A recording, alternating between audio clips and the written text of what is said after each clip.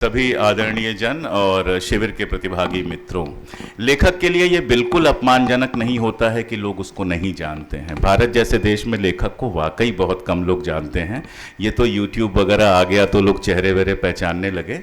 मैंने कभी पत्रकारिता नहीं की है।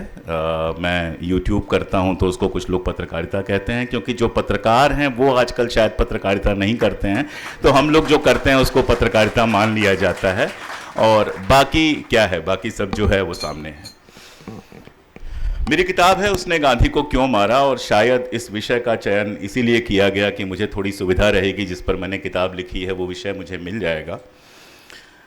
उसने गांधी को क्यों मारा, ये किताब जब मैं कर रहा था तो मेरे दिमाग में कई सवाल थे। पहला सवाल तो ये था कि उन्होंने लिखूं, क्योंकि एक व्यक्ति ने लिखा है। एक व्यक्ति ने तो नहीं मारा है, एक विचारधारा ने मारा है, एक समूह ने मारा है गांधी को। फिर हमारी हिंदी में क्या है, उन्होंने बड़ी इज्जत के साथ कहते हैं। जब किसी को इज्जत देनी होती है तो हम उन्होंने कहते हैं। तो मैंने हिंदी में तो उसको उसने गांधी को क्यों मारा किया, लेकिन जब अंग्रेजी में ट्रांसलेट किया उसको तब वाई दे किल्ड कर दिया, तब मैंने उसको उन्होंने कर दिया। तो भाषा का संकट था। तो निश्चित रूप से गांधी की हत्या किसी गोडसे ने नहीं की थी, किसी एक व्यक्ति ने नहीं की थी। किसी एक व्यक्ति से महात्मा गांधी की दुश्मनी हो भी नहीं सकती थी। जिस तरह का उन्होंने जीवन जिया, जो उनके विचार थे, हम लोग आगे धीरे धीरे उस तरफ बढ़ेंगे। महात्मा गांधी की मृत्यु को देखने का या महात्मा गांधी की हत्या को देखने का, और महात्मा गांधी की हत्या के बाद लगातार अपने ही लोगों के हाथों उनकी हत्या का, उनके विचार की हत्या को देखने का जो तरीका हो सकता है, वो भारत के अंदर आज़ादी की लड़ाई के दौरान जो दो अलग अलग विचारधाराएं थीं, उन विचारधाराओं के टकराव के रूप में देखने का ही रास्ता हो सकता है। और किसी भी तरह से आप जाएंगे, षड्यंत्र थ्योरी बनाएंगे, तो वो सच होगा भी तो अधूरा सच होगा। अब वैसे तो कपूर कमीशन ने एक लाइन में सारा मामला सॉल्व कर दिया, जब वो कहते हैं कि महात्मा गांधी की हत्या के लिए सावरकर और उनके समूह के या गिरोह के कारनामे के अलावा कोई और कारण हो ही नहीं सकता है। तो आपको षड्यंत्र थ्योरी की तरह देखना है तो 2 घंटे बताया जा सकता है, कब किसने किसको बंदूक दी, कब किसने किससे बात की, कौन किससे मिलके निकला, क्या किया। वो कहानियां बड़े आराम से सुनाई जा सकती हैं, लेकिन उससे बहुत अच्छी फिल्में चूंकि बन चुकी हैं और हम सब ने फिल्में देखी हैं, तो बेहतर हो कि उस घटना को छोड़कर हम 2 विचारों के टकराव के रूप में देखें। और इसके लिए सबसे पहले हमें यह स्वीकार करना पड़ेगा कि अंग्रेज जब भारत में आए थे तो हम एक मुल्क नहीं थे। इस बात को बहुत कायदे से स्वीकार करना पड़ेगा। बहुत सारे लोगों को बहुत सारा दर्द होता है।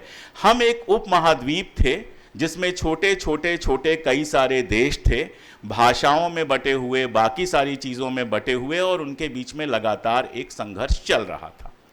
और सामाजिक तौर पर भी हम उतने ही बटे हुए थे। हमारे यहाँ वर्ण व्यवस्था थी, बाकी सारी चीज़ें। जब थी कह रहा हूँ उसका मतलब ये नहीं कि आज खत्म हो गई हैं, मैं उस दौर के बारे में सिर्फ बात कर रहा हूँ। ऐसे में एक विदेशी ताकत आती है हमारे यहाँ। विदेशी वो इस रूप में थी कि हमारी जो साझा एक संस्कृति, एक कुछ चीज़ें जो कॉमन थी, कश्मीर से लेकर कन्याकुमारी तक या पेशावर से लेकर आप चले जाओ नॉर्थ ईस्ट तक, वहाँ तक जो कुछ चीज़ें हमारी कॉमन थी वो उनके साथ बिल्कुल अनकॉमन थी। वो एक नए तरह की थ्योरी लेकर आए थे, एक नए तरह का राज्य करने का सिद्धांत लेके आए थे। वाणिज्य जो था वो उनका मुख्य उद्देश्य था जब वो आए। और कॉलोनाइजेशन, पूरे यूरोप में जो विकास हुआ, कॉलोनाइजेशन उसके मूल में था। तो वो कॉलोनी बनाने के लिए आए थे, ये बिल्कुल क्लियर था। उपनिवेश बनाने के लिए वो आए थे। और 1857 से लेकर उसके पहले का जो इतिहास है वो अंग्रेजों के यहां पर कब्जे का इतिहास है। और 1857 के बाद असल में इंडिया एक विचार के रूप में विकसित होना शुरू होता है।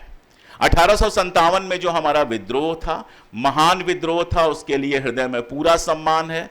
और काश वो सफल हो गया होता, ये भी कई बार मन में आता है। सावरकर की जो मैं सिर्फ एक बात के लिए इज्जत करता हूं वो ये कि इंग्लैंड में रहते हुए उन्होंने 1857 का 50वां वर्ष न केवल मनाया, बल्कि 1857 पर एक किताब लिखी जो भले प्रोपेगेंडा की किताब है लेकिन बेहद महत्वपूर्ण किताब है, सबको पढ़नी चाहिए। और उसमें बहुत सारी ऐसी चीजें हैं जो काम की हैं, और वो सावरकर देश के बहुत काम के हो सकते थे अगर वैसे ही होते तो।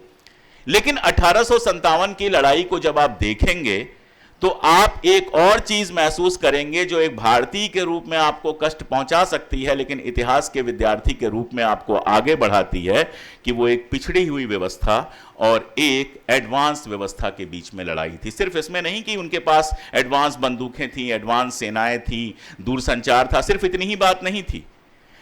हम एक ऐसी व्यवस्था को फिर से स्थापित करना चाह रहे थे जो दुनिया में अब धीरे धीरे नकारी जा रही थी। एक सामंती व्यवस्था को हम दोबारा स्थापित करने की कोशिश कर रहे थे। बहादुर शाह जफर को जब हम बनाते हैं, गद्दी पर बिठाते हैं, कहते हैं कि ये हमारे प्रतीक होंगे, तो एक उसका यह है कि हिंदू मुसलमान एकता का एक बड़े प्रतीक आपको दिखाई देता है कि ज्यादातर सैनिक हिंदू थे, लेकिन उन्होंने बहादुर शाह जफर को अपना नायक बनाकर पेश किया। लेकिन दूसरा यह समझ में आता है कि जो मुगल साम्राज्य पिछले 100 सालों में अपनी ही कमजोरियों, अपनी ही गलतियों और अपने ही पिछड़ेपन के चलते लगातार खत्म होता गया था, वो कैसे एक नए सपने का प्रतीक हो सकता था? वो एक नए सपने का प्रतीक हो ही नहीं सकता था। तो 1857 की जो जीत अंग्रेजों की है, वो एक आगे बढ़ी हुई अग्रिम व्यवस्था की, एक पिछड़ी व्यवस्था के ऊपर जीत थी। और वहां से ही यह विचार शुरू होता है। 1857 खत्म होता है, 10 साल 15 साल तो लल रहना ही था, 15 साल तो उस हार का दर्द और उस हार की समस्याएं रहनी ही थी, लेकिन 15-20 साल में फिर से सामाजिक आलोड़न शुरू होता है और धीरे धीरे आजादी की लड़ाई के लिए एक तरह का आप कह सकते हैं विचार विकसित होना शुरू होता है। और इस विचार में सबसे महत्वपूर्ण बात यह थी कि आजाद होने के बाद भारत कैसा होगा, हम कैसा भारत बनाएंगे। यह वो सपना था जिसपे अलग अलग विचारधाराएं अलग होती हैं। एक क्रांतिकारी विचारधारा थी, महाराष्ट्र जिसका एक शानदार केंद्र रहा है। वो क्रांतिकारी विचारधारा बम और बंदूक लेकर आई थी, हिंसा लेकर आई थी। बाद में उसने आयरलैंड और बाकी सारी जगहों पर जो हिंसक क्रांतियां हुई थीं, उन क्रांतियों से प्रेरणा भी ली।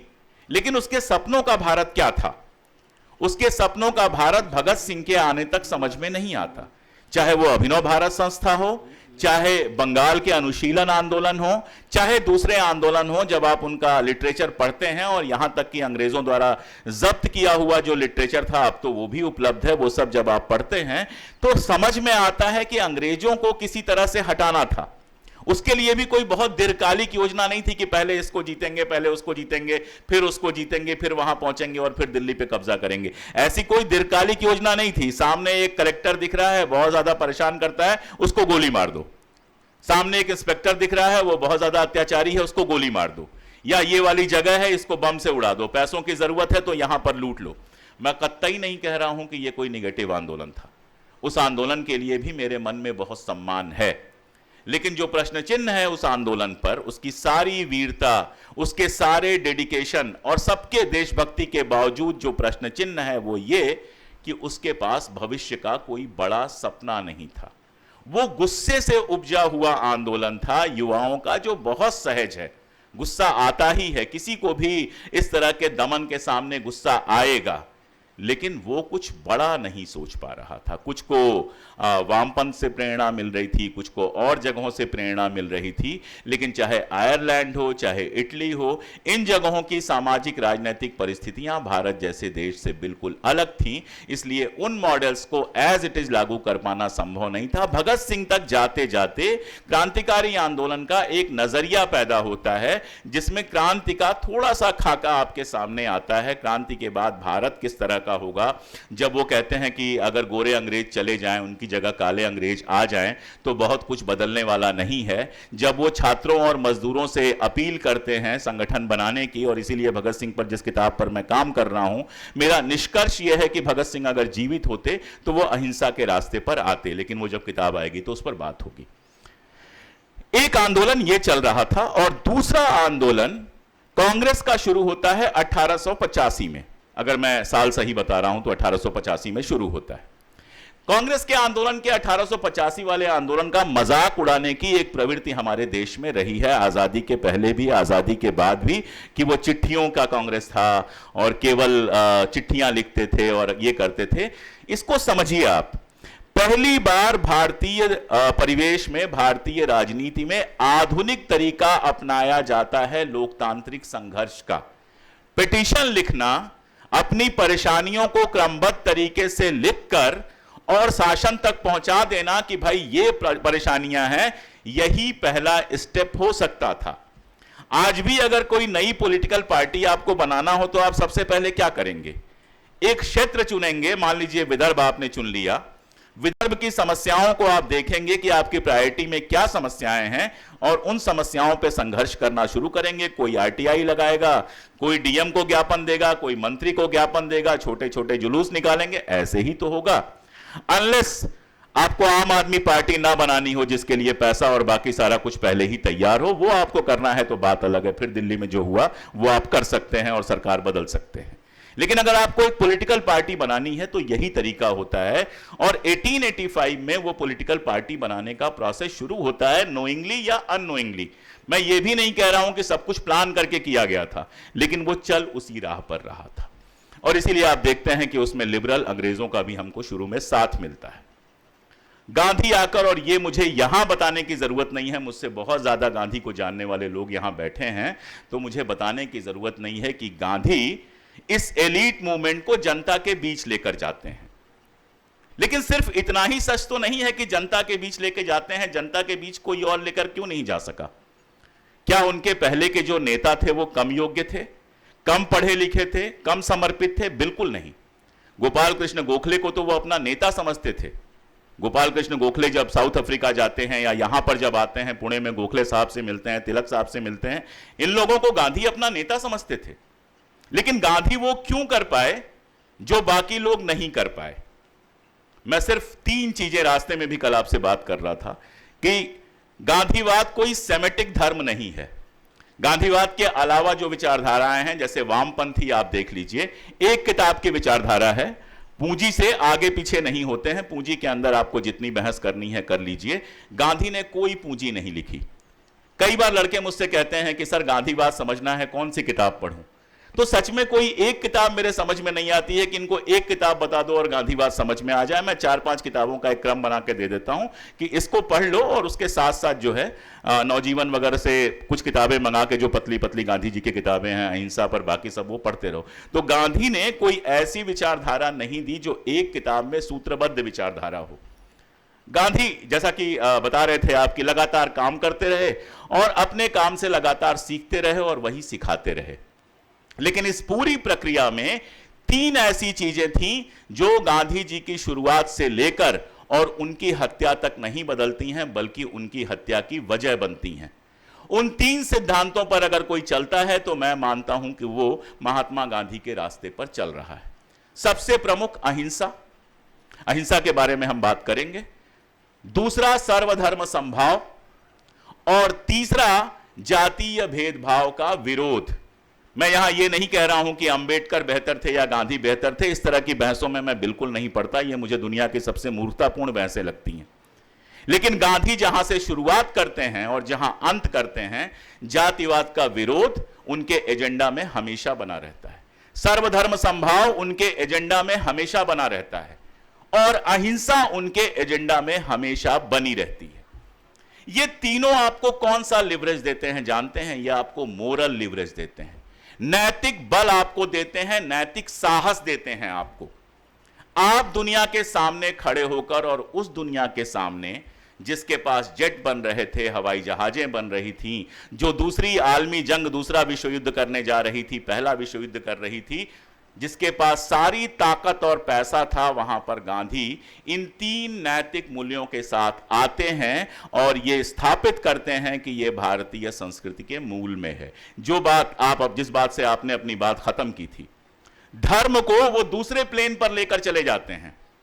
जो धर्म कुछ पंडे पुजारियों के कैद में था, उसको उससे मुक्त करके आम जनता के बीच लेकर जाते हैं और धर्म से उदाहरण देकर सर्वधर्म समभाव, अहिंसा और जातिवाद के विरोध की बात करते हैं। एक छोटा सा किस्सा मैं आपको सुना दूं। जो लोग गुजरात से परिचित होंगे, मैं तो काफी टाइम वहां पे रहा हूं, बोरसद करके एक जगह है, बोरसद, डाकोर बोरसद, ये सब है। बोरसद में एक कार्यक्रम था जिसमें गांधी जी को बुलाया गया था और उसमें मनुस्मृति पर बात होनी थी। बापू जा नहीं पाए, मेरे ख्याल से 1920-21 की बात थी ये, वो जा नहीं पाए, लेकिन उन्होंने एक पत्र लिखा और उस पत्र में लिखा कि पहले तो मनुस्मृति में ज्यादातर जो चीजें हैं वो क्षेपित हैं, बाद में जोड़ी गई हैं। और दूसरी बात कि अगर ओरिजिनली भी कोई किताब ये कहती है कि शूद्रों के साथ और स्त्रियों के साथ खराब व्यवहार किया जाना चाहिए, दोयम दर्जे का व्यवहार किया जाना चाहिए, तो हमें उसको मानने की बाध्यता नहीं है। आप सोचिए, एक धार्मिक ग्रंथ को वो नकारते नहीं है, लेकिन धार्मिक ग्रंथ को भी कितना स्वीकार करना है और कितना नहीं स्वीकार करना है, इसके नैतिक मूल्य तय करते हैं। और उन नैतिक मूल्यों में दोनों चीजों को वो डालते हैं, स्त्रियों के सम्मान को भी डालते हैं, दलितों के सम्मान को भी डालते हैं। तब अछूत कहते थे। एक बहस ये भी है कि गांधी जी हरिजन कहते थे, ये गलत था, अपमान था, दलित कहना चाहिए। मैं सिर्फ एक लाइन कहता हूं कि तब अछूत कहा जाता था। बाबा साहब भी अपनी राइटिंग्स में अछूत लिखते हैं, तो हरिजन अछूत से तो बेहतर है ही। तो उस समय जो उन्होंने किया वो इन तीन चीजों पर लगातार अड़े रहने और टिके रहने का काम किया। और जब इन तीन मूल्यों को लेकर वो जनता के बीच में जाते हैं तो जनता को थियरी की जरूरत नहीं होती है। जनता में जाकर आप थियरी देते हैं, जनता में जाकर आप बड़े बड़े सिद्धांत देते हैं, जनता तालियां बजाती है, जनता आपका सम्मान करती है, कहती है बहुत पढ़े लिखे आदमी हैं, आपके साथ नहीं आती है। वो बड़ी अच्छी बात से शुरुआत हो गई, मुझे वो नहीं कहना पड़ेगा कि Gandhi is not a subject of intellectual debate. कई बार हम लोगों को, हमारे जैसे लोगों को गलतियों से यूनिवर्सिटीज में बुला लिया जाता है जहां बड़े बड़े गांधीलॉजिस्ट आ जाते हैं, तो मैं वहां चुपचाप एक कोने में बैठा रहता हूं और चला आता हूं। मैं जानता हूं कि इसमें जो 5-10 हजार रुपए मुझे मिलेंगे, इससे ज्यादा मैं यहां से कुछ लेकर नहीं जा पाऊंगा, क्योंकि गांधी डिबेट की चीज है ही नहीं। आप गांधी को बहुत महीन महीन महीन करते जाएंगे तो कपास का जैसे बुनने के लिए होता है ना, उसको जरूरत से ज्यादा महीन कर देंगे तो उससे ना कपड़ा बुनेगा ना किसी और काम आएगा। वो थोड़ा मोटा ही खुरदुरा अच्छा है, तभी आप उसको बुन पाएंगे। तभी जिन्होंने चरखा चलाया वो इस बात को जानते हैं कि अगर बत्ती ज्यादा पतली कर देंगे तो वो बुनी ही नहीं जाएगी। गांधी को ज्यादा पतला आप कर देंगे तो आप उनको गुन ही नहीं पाएंगे, उनको बुन ही नहीं पाएंगे। गांधी कर्म के मार्गदर्शक सिद्धांत देते हैं। इसीलिए वो कहते हैं, एक बार एक जगह बहुत मजेदार है, किसी ने कहा कि गांधी जी आपने पहले तो ये कहा था, आज आप ये कह रहे हैं। तो गांधी जी कहते हैं कि अगर कल की बात और आज की बात में देखना हो तो आज की बात पर भरोसा करो, उसको सही मानो, और अगर आज की बात भी गड़बड़ लग रही हो तो जो मैं कर रहा हूं उसको सही मानो। वो एक संघर्ष में शामिल होते हैं, जनता के बीच जाते हैं, जनता के बीच प्रयोग करते हैं, अपने 3 या 4 मोरल कैंपास बनाते हैं, उसको नहीं छोड़ते हैं, और बाकी सारी चीजों पर टैक्टिकल लगातार वो आगे बढ़ते चले जाते हैं। और इस तरह से आजादी की लड़ाई में एक दूसरी विचारधारा शामिल होती है, एक नया आइडिया ऑफ इंडिया आता है, जिसके पास आजाद भारत का सपना है, जो सामाजिक और राजनीतिक दोनों संघर्ष की बात करता है, स्त्रियों की मुक्ति की बात करता है, वैसी नहीं जैसी फेमिनिज्म में है। फेमिनिज्म में स्त्रियों की मुक्ति बहुत बेहतर और बहुत दूसरे लेवल पर है, लेकिन कम से कम यहां पर स्त्रियों की मुक्ति की शुरुआत होनी शुरू होती है, उस पर बात होनी शुरू होती है, औरतों को घर से बाहर निकलने की बात की जाती है। दलितों की मुक्ति की बात करती है, वैसी नहीं जैसी डॉक्टर अंबेडकर करते हैं, वो बिल्कुल दूसरे हायर प्लेन पे करते हैं, लेकिन यहां एक शुरुआत होती है, एक मुद्दा जो हमारे सामाजिक विमर्श में था ही नहीं, वो मुद्दा हमारे सामाजिक विमर्श में शामिल होता है। अहिंसा की बात होती है और सर्वधर्म संभाव की बात होती है, जिसको मैं बड़े गर्व से इंडियन सेकुलरिज्म कहता हूं। यह सेकुलरिज्म का ऐसा सिद्धांत है जो हमारा देशी सिद्धांत है, जिसका ना फ्रांस के सेकुलरिज्म से कोई लेना देना है, ना मॉस्को के सेकुलरिज्म से कोई लेना देना है। यह हमारा अपना सेकुलरिज्म है, जो भारत में था, गांधी ला के नहीं देते हैं, जो भारत में हमेशा से था, गांधी उसकी पहचान करते हैं। जो लोग पुराने लोग होंगे वो जानते हैं, माह मुहर्रम चल रहा है, ये आशुरा मेरे ख्याल से कल या परसों है, और मैं इसी महीने में पैदा हुआ था। तो जिस दिन पैदा हुआ, एक दिन बाद मेरे दरवाजे पर ताजिया आता है, और वो हम लोग का पैर के अंगूठे से उसको छुलाया जाता है, वो हमारे यहां होता है, तो वो छुलाया गया। वो उतना ही पवित्र था जितना कि जो हमारे यहां डी बाबा बने थे वहां ले जाकर मुझे छुलाया गया होगा। तो ये सेकुलरिज्म समाज में था, गांधी लेके नहीं आए थे, गांधी ने उसको पहचाना और पहचान कर प्रमोट किया। यहां मैं आपको एक और बात बता दूं, भाषा वगैरह का बहुत बवाल चल रहा है। एक किस्सा आता है कि सरदार पटेल ने एक बार गांधी जी से कहा कि मुसलमानों के साथ एकता कैसे होगी, बहुत शुरू की बात है। बोले मुसलमान तो नॉनवेज खाते हैं और हिंदू नॉनवेज नहीं खाते हैं। तो गांधी जी हंसे। गांधी जी ने कहा कि अब तक तुमने भारत का दौरा नहीं किया है, अब तक तुम गुजरात में ही रहे हो, और गुजरात में चूंकि जैन दर्शन बहुत ज्यादा प्रभावी है, इसलिए यहां पर मांसाहार नहीं होता है। लेकिन भारत के दूसरे प्रांतों में जाओगे तो हिंदू भी मांसाहार करते हैं, और बाद में पटेल को इसका एहसास हुआ होगा जब बाकी जगहों पर वो गए। तो ये सेकुलरिज्म था हमारे यहां, अपने अपने बंद कमरों में हम देख नहीं पा रहे थे, जो गांधी लेकर आते हैं और उसको मेन स्ट्रीम में शामिल कर देते हैं, उसको आइडिया ऑफ इंडिया में शामिल कर देते हैं कि जो भारत हमारा बनेगा वहां कोई आपको ना पूजा करने से रोकेगा, ना नमाज करने से रोकेगा, ना आपको कुछ और करने से रोकेगा। बेहतर यही होगा कि यह सब आप अपने घर में करें। इसीलिए अपनी तालीम की जब वो बात करते हैं, शिक्षा नीति की बात करते हैं, तो धार्मिक शिक्षा की बात नहीं करते हैं। कहते हैं धार्मिक शिक्षा आप अपने घर में ले लो। विद्यालय में जो शिक्षा होगी वो सर्वधर्म संभाव की शिक्षा होगी, वो सेकुलरिज्म की शिक्षा होगी, ताकि जो हमारा नागरिक तैयार हो, जो हमारी अगली अगली और उसकी अगली पीढ़ी तैयार हो, उसके लिए धर्म घर में रखने वाली चीज हो, गर्व करने वाली चीज हो, लेकिन घर में रखने वाली चीज हो और नफरत की चीज ना बने। आज हमारे समय में सबसे बड़ा धार्मिक कौन है? जो बाकी धर्मों से नफरत करता है, जो मुसलमानों को, ईसाइयों को, सिखों को जितना जोर से गाली देगा वो उतना बड़ा देशभक्त भी होगा और उतना बड़ा धार्मिक भी माना जाएगा। गांधी इसका एक प्रतिलोम खड़ा करते हैं कि सबसे प्रेम करते हुए भी अपने धर्म के प्रति हम सुदृढ़ रह सकते हैं। और जीवन भर की उनकी प्रार्थना सभाओं के सारे डिटेल्स हैं, अब तो सब कलेक्टेड हैं, आप लोग पढ़ना चाहें। खासतौर पे युवा लोगों से मैं कहूंगा कि उनके प्रार्थना प्रवचन जरूर पढ़ें। हो सकता है थोड़ा बोर हो सकता है थोड़ा आपको लगे क्या एक ही बात दोहरा रहे हैं, लेकिन आज के समय को सामने रख के पढ़िए, आपको समझ में आएगा कि उन प्रार्थना प्रवचनों में आसान शब्दों में तमाम धर्मों से उदाहरण लेकर वो किस तरह से इंडियन सेकुलरिज्म की थ्योरी को आगे बढ़ा रहे हैं, बिना ये क्लेम किए हुए कि मैंने ये थ्योरी दी है। गांधी ने कभी क्लेम नहीं किया कि मैंने ये थ्योरी दी है। ये सब काम छोटे मोटे लेखकों का होता है जो दावे करते रहते हैं। खैर, तो ये एक आइडिया ऑफ इंडिया लेके आते हैं और कांग्रेस को एक अखिल भारतीय संगठन में वो बदल देते हैं। और ये अखिल भारतीय संगठन न तो मराठी ब्राह्मणों का होता है, न यूपी के ब्राह्मणों का होता है, न राजस्थान के राजपूतों का होता है, ना ही किसी एक वर्ग का होता है। ये एक ऐसा आंदोलन होता है जिसमें हर कोई शामिल है, हर जाति हर धर्म के लोग शामिल है, यानी सच्चे अर्थों में यह एक अखिल भारतीय संगठन बनता है।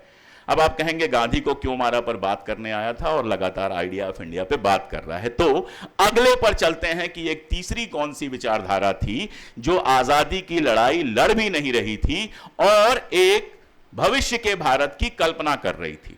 इसमें दो अलग अलग सिद्धांतों को मैं एक साथ लेता हूं। एक तरफ जिन्ना की मुस्लिम लीग, जो सिर्फ जिन्ना की नहीं थी, जिन्ना तो बाद में आए थे। एक तरफ मुस्लिम लीग और दूसरी तरफ हिंदू महासभा या इस तरह के संगठन, या मैं कहूंगा कि धार्मिक कट्टरपंथी संगठन। यह एक तीसरी धारा थी।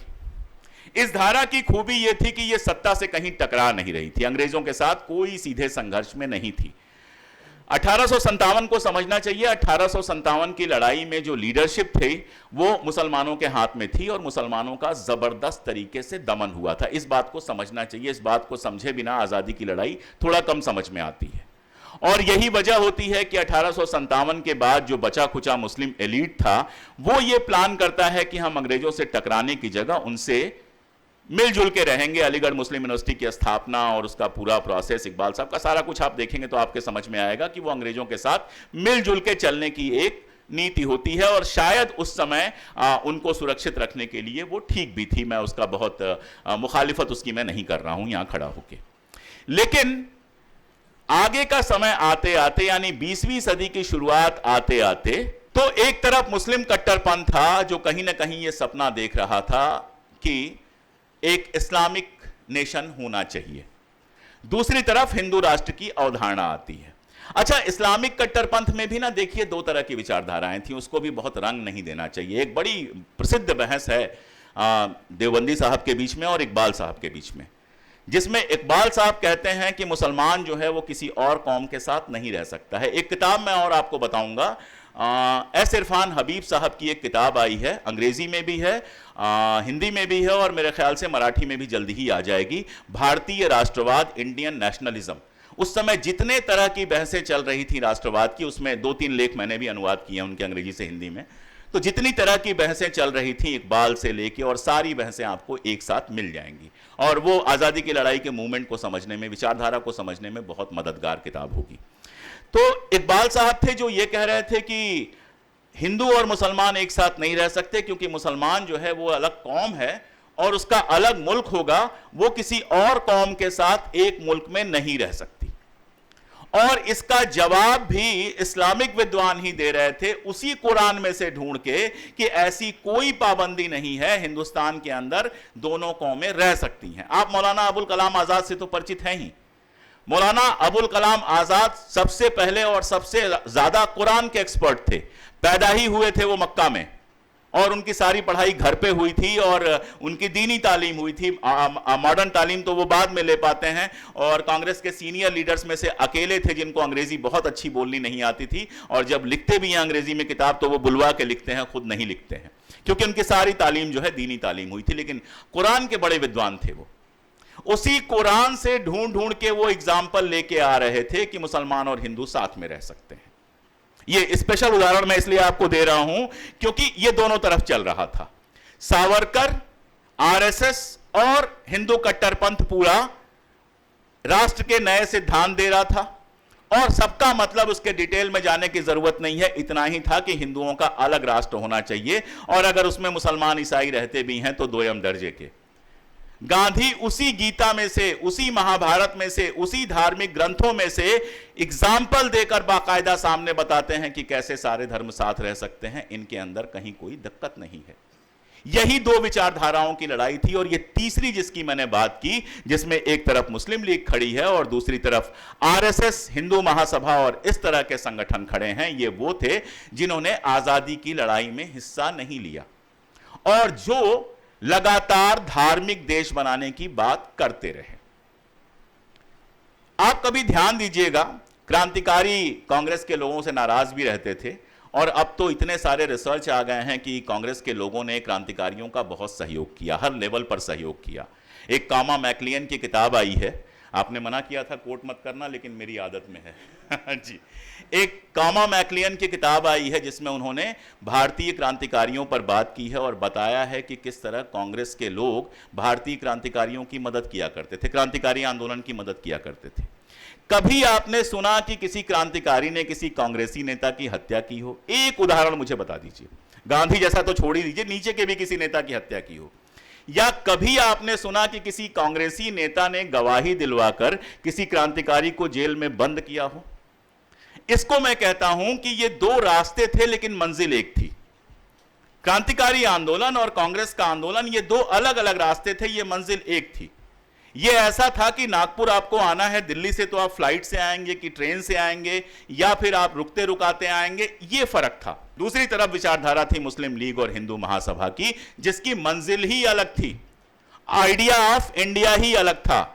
वो भारत वो बनाना ही नहीं चाहते थे जो क्रांतिकारियों या कांग्रेस के सपनों का भारत था, उनके सपनों का भारत ही अलग था।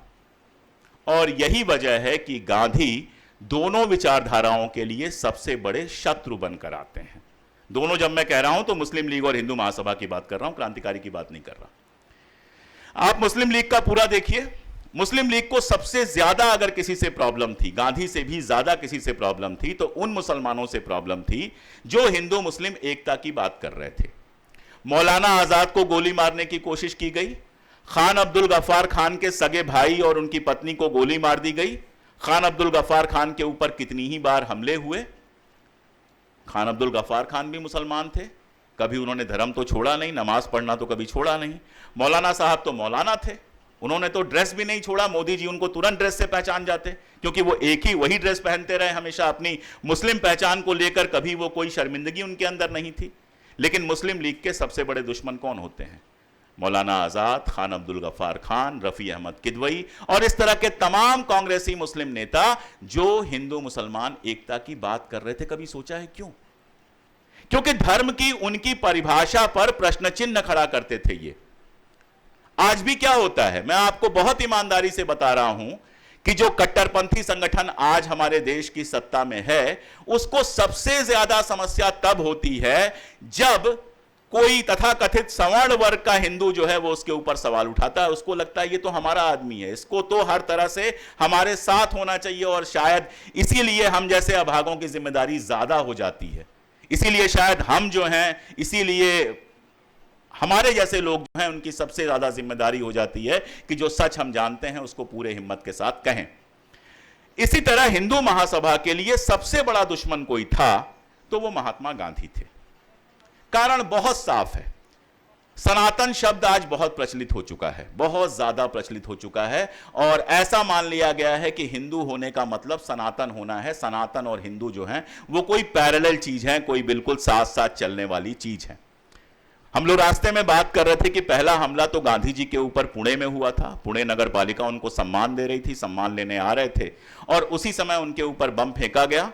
और अगर आप कपूर कमीशन की इंक्वायरी पढ़ेंगे, मैं हर गांधीवादी से कहता हूं कपूर कमीशन की इंक्वायरी एक बार जरूर पढ़ लेना चाहिए। तो अगर आप वो पढ़ेंगे तो पता चलेगा कि उस समय गोडसे और आप्टे दोनों वहां पर मौजूद थे, दोनों ही मौजूद थे वहां पर। अच्छा, पुणे नगर पालिका में जो सम्मान मिल रहा था वो किस लिए मिल रहा था? वो सम्मान जो वो लगातार अछूत विरोधी आंदोलन चला रहे थे, छुआछूत विरोधी आंदोलन चला रहे थे, अस्पृश्यता विरोधी आंदोलन चला रहे थे, उस आंदोलन के लिए पुणे नगर पालिका उनको सम्मानित कर रही थी। अब इससे किसी को क्या दिक्कत हो सकती है? इसी से सनातनियों को दिक्कत थी। उसके बाद जो गांधी जी ने पत्र लिखा है एक नेहरू जी को, आप उसमें पढ़िए। कहते हैं सनातनियों का हमला मेरे ऊपर लगातार बढ़ता जा रहा है, जैसे जैसे अस्पृश्यता विरोधी आंदोलन जड़ें जमा रहा है, गहरे में जा रहा है, सनातनी नई नई गालियां लेकर आ रहे हैं। यानी आप समझिए कि सनातनी उस दौर में किसको कहा जाता था? जो जाति प्रथा को लेकर जरा भी समझौता करने को तैयार नहीं था, उसको सनातनी कहा जाता था। मैं आपको बताऊं एक और मजेदार बात, किससे याद आते जाते हैं। हिंदू महासभा कैसे बनी आप जानते हैं? किसी को पता है हिंदू महासभा कैसे बनी? आप लोगों को छोड़ के आप लोग तो जानते ही होंगे, मैं युवाओं से संबोधित हूं। जब जी बहुत बाद में, वो बहुत बाद की बात है। शुरू में हिंदू सभा, मैं सुना लेता हूं कहानी। हुआ यह कि सेंसस होना जब शुरू होता है तो सेंसस में यह डिमांड उठती है, एक बार हिंदू सभाएं बननी छोटी छोटी शुरू हो गई थी। सेंसस में यह डिमांड बनती है कि दलितों को अलग से गिना जाए, अछूत ही कहते थे उस समय, अछूतों को अलग से गिना जाए, और जो हिंदू हैं उसमें तथाकथित जो खुद को सवर्ण कहते हैं उनको ही गिना जाए। यह मांग जो होती है मुसलमानों द्वारा ही शुरू होती है। इस मांग का मतलब क्या था? संख्या बल आपका जरा सा रह जाता, 15%, अछूत एक दूसरे नंबर की संख्या बन के पैदा होता और सबसे बड़ी संख्या मुसलमानों की पैदा हो जाती।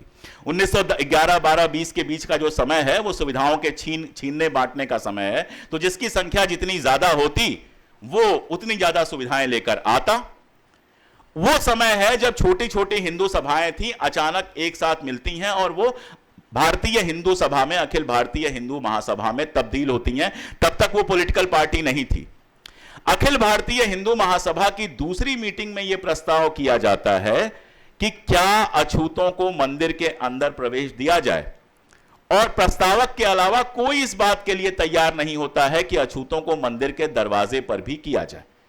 इस बात पर वो मुतमईन है कि अछूतों को हिंदुओं के साथ गिना जाए ताकि हमारी संख्या बड़ी दिखाई दे, ताकि हम बहुसंख्यक दिखाई दें। लेकिन मंदिर के अंदर आने के लिए कतई वो अलाउ नहीं करते हैं। ये सनातनी लोग थे, उनको उस जमाने में सनातनी कहा जाता था। आप उस दौर की कोई भी किताब पढ़िए, और दोबारा जब सनातन शब्द लाया जा रहा है तो दरअसल उसको ऐसे ही लाया जा रहा है कि हिंदू धर्म को उसकी सभी रूढ़िगत मूल्य मान्यताओं के साथ जो स्वीकार करता है, हिंदू धर्म में सुधार का जो कोई भी स्कोप नहीं देखता है, उसको सनातनी कहा जाएगा। और मैं यहां बैठे मित्रों से यह शेयर करूं कि गांधी जी की पहली लड़ाई उन्हीं सनातनियों के साथ थी। और गांधी जी के ऊपर हमले का, अगर अफ्रीका को छोड़ दें, 2 हमले अफ्रीका में हुए थे, उनको छोड़ दें, तो भारत के अंदर जो भी हमले उनके ऊपर हुए हैं इन्हीं सनातनियों ने किए हैं। क्यों? क्योंकि हिंदू धर्म का जो दर्शन वो लेकर जा रहे थे, हिंदू धर्म का जो स्वरूप वो लेकर जा रहे थे, गांधी उसके सामने हिंदू धर्म का विराट स्वरूप खड़ा कर दे रहे थे। गांधी उसके सामने हिंदू धर्म का एक आधुनिक स्वरूप पैदा कर रहे थे। यह सुनकर बहुत लोगों को आश्चर्य हो सकता है कि गांधी और आधुनिक, लेकिन मैं पूरे विश्वास के साथ और पूरे आत्मसम्मान के साथ यह बात कहना चाहता हूं कि गांधी न केवल हिंदू धर्म का बल्कि भारतीय समाज का एक आधुनिक विकल्प लेकर सामने आते हैं। और इसी वजह से जनता ऑक्सफोर्ड से पढ़े हुए जवाहरलाल नेहरू से लेकर और गांव में रहने वाले व्यक्ति तक जनता उनके साथ खड़ी होती है। कभी आपने सोचा है कि गांधी ने नेहरू को अपना उत्तराधिकारी क्यों बनाया? कोई आपको दोनों में साम्य दिखाई देता है? क्योंकि गांधी का स्वाभाविक जो अगला कदम था वो नेहरू थे। गांधी के बिना नेहरू नहीं हो सकते। आप गांधी को काट दीजिए, नेहरू के लिए जगह ही नहीं बचती है। या तो नेहरू कम्युनिस्ट हो जाते या अपनी बाप की तरह वकालत करते रहते, और कोई रास्ता था ही नहीं जिससे नेहरू आजादी की लड़ाई में शामिल हो पाते। गांधी ने वो बड़ा बेस तैयार किया जिसमें पटना के डॉक्टर राजेंद्र प्रसाद, बेहद उस जमाने के मकबूल वकील, रोज शराब और सिगरेट पीने वाले, ब्रिज खेलने वाले सरदार पटेल, इंग्लैंड से पढ़ के आए जिन्होंने कभी देखा नहीं था गांव कैसा होता है, वो जवाहरलाल नेहरू, मक्का में पैदा हुए दीनी तालीम लेने वाले मौलाना अबुल कलाम आजाद, और कितने नाम मैं गिनाऊं। ये जो वास्ट भारतीय प्रतिनिधि हैं, अलग अलग तरह के भारत के प्रतिनिधि हैं, इन सब के लिए एक कॉमन रास्ता तैयार करते हैं महात्मा गांधी, जो सावरकर के लिए, जो हिंदू महासभा के लिए और उनके सपनों के लिए सबसे बड़ा रोड़ा है।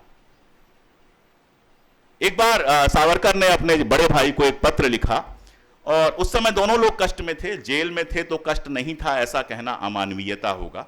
जेल में थे और कष्ट झेला। माफी वाफी पे बात बाद में कभी कर लेंगे। उसमें उन्होंने लिखा कि आज के कष्ट मैं इसलिए झेल लेता हूं कि मैं जानता हूं कि इस समय को सावरकर के समय के रूप में याद किया जाएगा। हम सब जानते हैं कि उस समय को गांधी के समय के रूप में याद किया जाता है। यह उदाहरण मैं बार बार इसलिए नहीं देता हूं कि मुझे सावरकर को छोटा दिखाना, मेरी कोई निजी दुश्मनी नहीं है।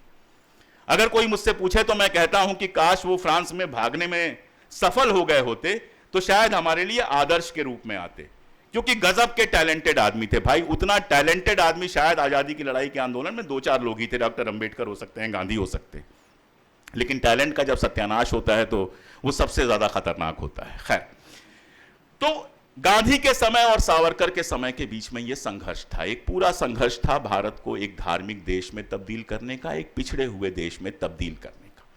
किसी ने फलस्तीन और इजराइल का नाम लिया, शायद आपने लिया था फलस्तीन और इजराइल का नाम।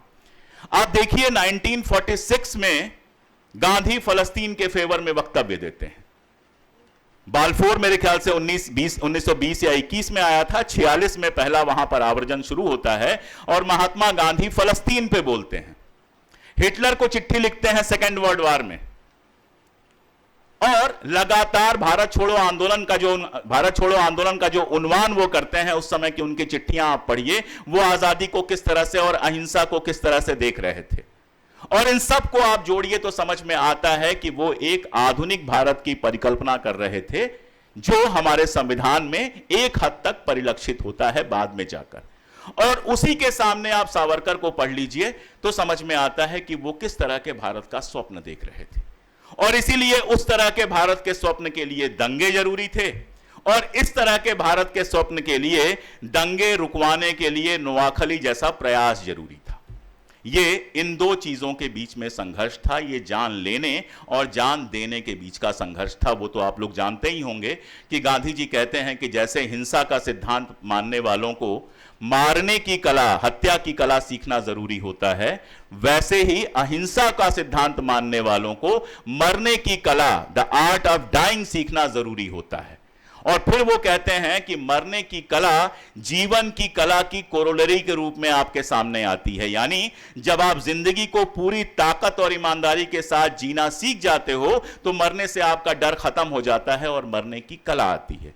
एक तरफ यह सिद्धांत है, एक तरफ यह सिद्धांत है जो जेल में जाता है और कहता है मैं किसी तरह का कोई जमानत नहीं मांगूंगा, जो अपने बेटे के लिए कहता है कि सबसे कड़ी से कड़ी जो सजा हो वो दीजिए।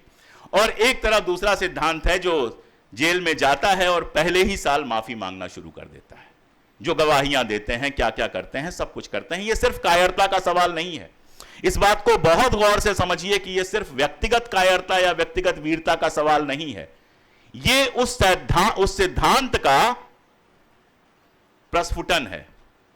आप अगर उस रास्ते पे चलेंगे तो आपको वहीं जाना है, आप इस रास्ते पे चलेंगे तो आपको यहीं जाना है। ऐसा नहीं कि आप कमजोर हैं या मजबूत हैं।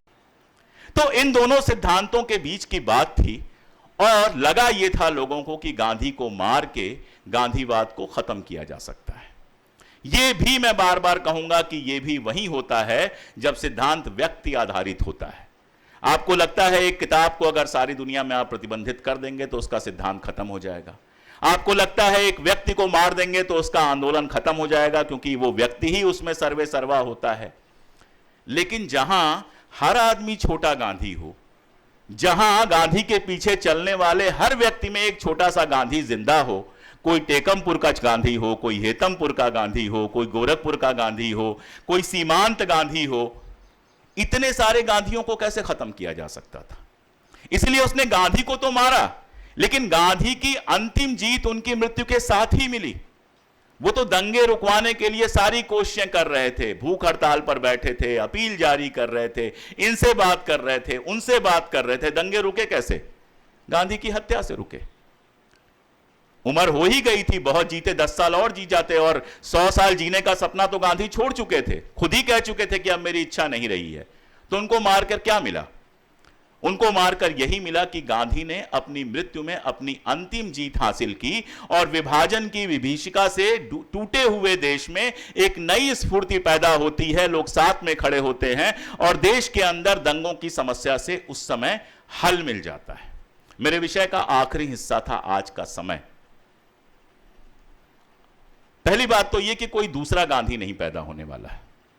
एक बात बिल्कुल दिमाग से निकाल दीजिए कि किसी, क्या उनका नाम लूं मैं, कोई अन्ना या कोई भी दूसरा गांधी हो सकता है, ये दिमाग से निकाल दीजिए। ये दुनिया का सबसे बड़ा मजाक होता है, दूसरा गांधी, दूसरा मार्क्स, दूसरा नेहरू, दूसरा अशोक पांडे नहीं हो सकता कोई।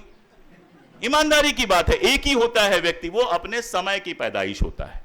गांधी अपने समय की पैदाइश थे। जैसे एक एग्जांपल दूं मैं, गांधी अगर लंगोटी पहनते थे, क्यों पहनते थे? शौकिया नहीं पहनते थे। अफ्रीका गए थे तो शानदार सूट पहन के गए थे। आप तस्वीर देखिए, बेचारी कस्तूरबा को अंदर उन्होंने मोजा पहना दिया है, बिल्कुल अंग्रेजी स्टाइल में। आप देखिए ना उनकी जो पहली तस्वीरें हैं। लंगोट क्यों पहनी उन्होंने? क्योंकि भारत का सबसे गरीब किसान एक लंगोट पहने हुए व्यक्ति को अपने जैसा समझ पाता था, उसमें अपने आप को देख पाता था। आज अगर आप लंगोट पहन के गांधी बनेंगे तो यह मूर्खता होगी, क्योंकि आज भारत का सबसे गरीब किसान भी पजामा कुर्ता या धोती कुर्ता तो पहन ही लेता है, भले एक या दो जोड़ी हो उसके पास। तो गांधी बनने के लिए गांधी जैसा नाटक करने की जरूरत नहीं है। गांधी ने किया, अपने नैतिक मूल्यों के साथ अपने समय में निडर होकर हस्तक्षेप किया, अहिंसा के साथ। हमारे समय में गांधी के रास्ते पे चलने का एक ही अर्थ हो सकता है, इन मोरल वैल्यूज के साथ, इन नैतिक मूल्यों के साथ, बिना डरे, बिना हिचके, बिना जेल से डरे, बिना हत्या से डरे, बिना गरीबी से डरे, बिना ईडी, सीबीआई, इनकम टैक्स से डरे, अगर आप अपने मूल्यों के साथ, सत्य के साथ खड़े हो सकते हो तो आप गांधी के सिपाही हो, चाहे आप खादी पहनते हो, चाहे जीन्स पहनते हो, चाहे जो पहनते हो। और अगर आप सबसे अच्छी खादी पहनकर, सबसे अच्छे चमड़े के जूते पहनकर और सबसे ज्यादा गांधी गांधी रटते हुए अंदर से डरे हुए हो, जो सच आपको लगता है वो सच बोलने में और उसके रास्ते पर चलने से आपको भय लगता है, अगर ईडी, सीबीआई, इनकम टैक्स का नाम सुन के आपको रात की नींद नहीं आती है, तो आप कांग्रेस के नेता हो सकते हो, आप शरद पवार के नेता हो सकते हो, आप इनके नेता हो सकते हो, आप किसी संस्था के अध्यक्ष भी हो सकते हो, गांधी के रास्ते पर नहीं चल सकते हो। और याद रखो, आपको कोई नहीं मारेगा, क्योंकि आप इतने महत्वपूर्ण नहीं हो कि आपको मारा जाए। गांधी इतने महत्वपूर्ण थे कि उनको मारा गया। और अगर वाकई आप इतने महत्वपूर्ण हो जाते हो कि आपको मार दिया जाता है, तो अपनी मृत्यु में आप अपनी अंतिम जीत हासिल करोगे, जैसे गांधी ने हासिल की थी। मैं कोई बड़ी बातें नहीं कर रहा हूं, लेकिन हमारे बीच से अगर हम मरने की यह कला सीख पाएंगे, जो जीने की कला की कोरोलरी के रूप में आता है, उपबंध के रूप में आता है, यानी पहले जीने की कला सीखनी है अपने मूल्यों पर चलते हुए, और उसके बाद वो भय हमारे भीतर से जाएगा कि कोई हमसे कुछ छीन लेगा, कोई हमें मार देगा। उस रास्ते पर मैं नहीं कह रहा हूं कि वहां तक पहुंच जाओ, ना मैं ये दावा कर रहा हूं कि मैं वहां तक पहुंच गया हूं, ये फिर एक जड़ मूर्खता होगी। लेकिन अगर उस रास्ते पर 2 कदम हम बढ़ा पाते हैं पूरी हिम्मत के साथ, तो हम गांधी के साथ हैं। और वो 3 मूल्य मैं दोहराकर अपनी बात करूंगा। वो 3 मूल्य आज के समय में उतने ही महत्वपूर्ण हैं और शायद हमेशा भारत जैसे देश में महत्वपूर्ण रहेंगे। अहिंसा, और अहिंसा कभी कमजोर की अहिंसा नहीं होती है। हमेशा एक मजबूत व्यक्ति अहिंसक हो सकता है। आप किसी को माफ तभी कर सकते हैं जब उसको सजा देने भर की ताकत आपके अंदर है। वो चूहे बिल्ली वाला गांधी जी एग्जाम्पल देते हैं कि चूहे की क्षमा किस काम की? भाई वो तो वैसे भी बिल्ली उसको काट के, अगर बिल्ली के अंदर क्षमा पैदा हो जाती है तो वो अहिंसा की क्षमा है। तो पहली चीज अहिंसा, दूसरी चीज सर्वधर्म समभाव, बिना कोई समझौता किए भारत में हम खुल के ये बात कह सकें कि जितना मेरा ये देश है उतना ही किसी मुसलमान का है, ईसाई का है, उस पारसी का भी है जिसकी संख्या बहुत कम है, बौद्ध का भी है, जैन का भी है, कश्मीरी का भी है, साउथ इंडियन का भी है, नॉर्थ इंडियन का भी है। इस देश में रहने वाला एक एक नागरिक उतना ही महत्वपूर्ण है जितना मैं हूं, अगर हम ये कह सकें। और जातिगत जो भेदभाव है उसका लगातार प्रतिरोध, ये तीन चीजें हम कर सकें अगर लगातार, तो मुझे लगता है कि हमारे समय में हम कुछ परिवर्तन लाने में सफल हो सकते हैं।